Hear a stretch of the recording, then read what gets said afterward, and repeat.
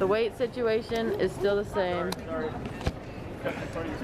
Not a lot of weights, not a lot of anything.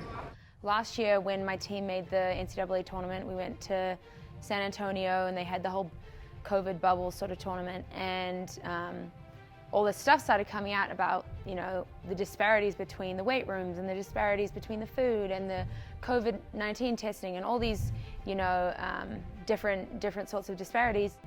Let me show y'all the men's weight room.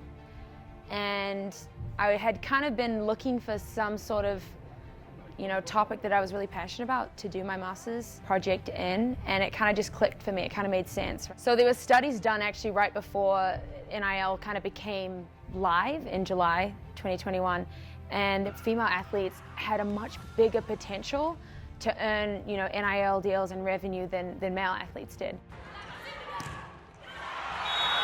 The president of the NCAA, Mark Emmert, came out and said just a few weeks before July 1, 2021, you know what, to create parity and equity here, we're going to actually pass it for the entire association. The NCAA has put it into effect that players are going to be able to take advantage of their name, image, and likeness. They can do endorsement deals. All of these things that were taboo and you stayed away from, they're going to be able to monetize. Yes. And hey, good for them. I think the whole NIL thing has been phenomenal for female athletes. If you look at numbers, you know, as of January 2022, women's basketball specifically is bringing in the second most NIL deals, and that's beating men's basketball. From the moment you pick up a TF ball, it's always there for you. Now do something with it. You look at men's basketball and football, which are the money makers in college sports, and the NIL is kind of like throwing a little spanner in the works and saying, hey, women's sports are really profitable at the college level. There's just been zero investment. There's a reason why Nike signed a female student athlete before a male student athlete. It's not because they're a charitable organization, it's because it's a smart move, right? It's a financially really smart move. You know, you have StockX, which is a $3.8 billion company, signing a women's basketball player. You have Steph Curry, one of the biggest basketball brands and names in the country, signing a women's basketball student athlete. So that means something. This isn't just a oh yeah, it's a nice thing to do and it's a good thing to do. There's an actual market-driven approach to this. Bill, we want you to be employee number one. We want to pay for your tuition. There's a guy named Nick Greer. He has a company called Built. They have their Built bar. 36 in the house. And he did this awesome deal with the whole football team. I was so amazed by that. And then the thought came, like, someone should do this for the women's teams. So he reached out and said, hey, I'm a girl dad. I think it's a beautiful story, what happened with the Built Bar. I would like to take something similar and offer an NIL deal for all of the female student athletes. NIL and women's athletics fits together far better than the men's sports.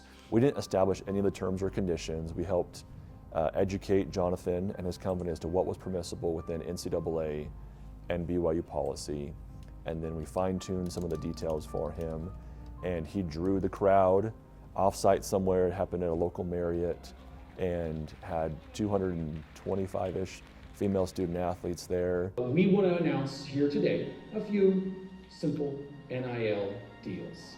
And then we started going through various teams and saying, okay, women's soccer, soccer, we want to pay you, each of you, $6,000 to promote Smarty on social media, and so on and so forth through all the various teams. And the room was insane. My girls aren't on full rights. That's the way the NCAA has set it up. So I get a certain amount of scholarships and I can divide it up. So even my very best player or players aren't getting the same amount as someone on a basketball team or a volleyball team or the football team. So the opportunity that they have through the NILs to earn money, to have a chance to get other things, that goes a long way as well. You know, I have teammates who are huge on social media, and I think social media is one of the most important keys to all of this, especially the NIL, right?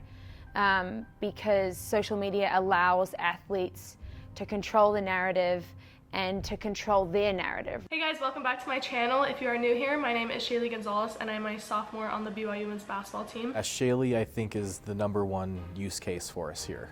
She had spent the time and put in the work to build that brand in some really measured and methodical and strategic ways that really we use to show other student athletes, like, if you want to do this well, like, here's what Shaylee's doing. All right, so I'm gonna go do my shoot around with my team and I will see you guys after that. We didn't have to look because we already knew who we wanted to work with. Shaylee was top of our list. She's been coming to Thrift Hood like a year before we signed her, and she ended up becoming a good friend of ours, and we just vibed really well. And we knew it was going to be Shaylee who we partnered with, but from the beginning, you know, we were all like, we wanted to be a female no matter what.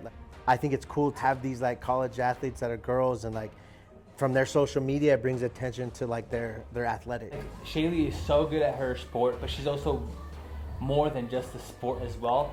She's really good at portraying her personality through all the social media platforms. She spent time in high school honing her craft, and then she was in a position, as soon as she got some more prestige and playing time and national and local recognition, she could bounce on that opportunity, and she could take advantage of that because of the audience that she had built. Just because it's less visible doesn't mean it's less important. Well, there's that statement, you know, well, men make so much more money than women, and no one really goes beneath there and asks why.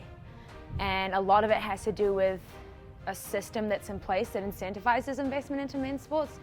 And then a lot of it's just plain wrong. So I think that, yeah, it's going to cultivate this really important conversation about women's sports and what we deserve.